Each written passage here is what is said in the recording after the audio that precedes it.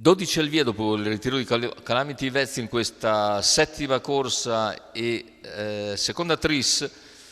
Céline DNG, Caspiterina, Pell, Capitan Spritz, Cavani AV, Chloé Mou, Corallo Pink, Sherry del Nord, Country Matley, Calais dei Greppi, Coda di Lupo, Cedro Brocce, Cenerentola Leo. Questo è lo schieramento, favori per Cavani AV che cerca subito di sfilare in testa, gli contende il comando comunque, ma poi si getta di galoppo Caspiterina, Pell.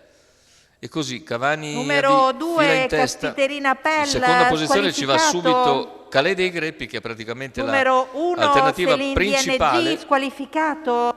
Poi vediamo Capitan Spritz e via via tutti gli altri. Cavani AV quindi in partenza veloce.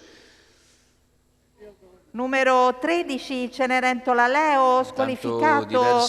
Numero 12 Cedro Bo. Sia Cedro Bro che Cenerentola Leo sono stati squalificati e i 400 intanto se ne sono andati in 31, con Cavani che continua a guidare a buon ritmo. In schiena c'è Calais dei Greppi, in terza posizione rimane Capitan Spritz, poi Céline DNG, ancora Corallo Pink, e intanto gli 800 se ne vanno in 1 e 1. Quindi andatura sostenuta, quella imposta dal battistrada Cavani AV, nella sua scia Calais dei Greppi, poi Capitan Spritz, ancora la progressione esterna da parte di Corallo Pink. Corallo Pink progredisce, mentre quarta posizione c'è Céline DNG davanti a Sherry del Nord. Cavalli che hanno completato un chilometro in 1.16.4 e ora Cavani cerca di staccare, ma nella sua scia rimane comunque Calais dei Greppi a 400 dalla conclusione. Il parziale in 14.8, in terza rimane Capitan Spritz. Si arena qui la corsa di Corallo Pink che retrocede, intanto si appresta a spostare all'esterno Calais dei Greppi e anche Céline DNG avvicina Capitan Spritz, retta d'arrivo con in vantaggio Cavani AV al suo esterno, lo scatto deciso da parte di Calais dei Greppi.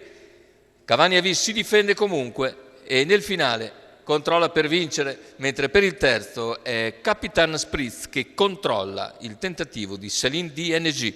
1.15.7, Cavani AV doveva soltanto trottare, lo ha fatto e ha vinto quindi questa settima corsa dall'Arcoveggio, valida come seconda tris, secondo posto per l'alternativa principale che era Calais dei Greppi, numero 10, e al terzo finisce il numero 4, Capitan Spritz, praticamente i tre favoriti nell'ordine praticamente, con Cavani AV e Manuel Pistone che colgono la seconda vittoria in carriera su 12 uscite. Cavani AV con Manuel Pistone, Giuseppe Pistone al training, la scuderia del signor Vincenzo Angelico. È tutto per questo convegno di corse dall'Arcoveggio. Ovviamente auguriamo a tutti il più sereno Natale e il prossimo appuntamento con le corse è per il giorno di Santo Stefano, 26 dicembre.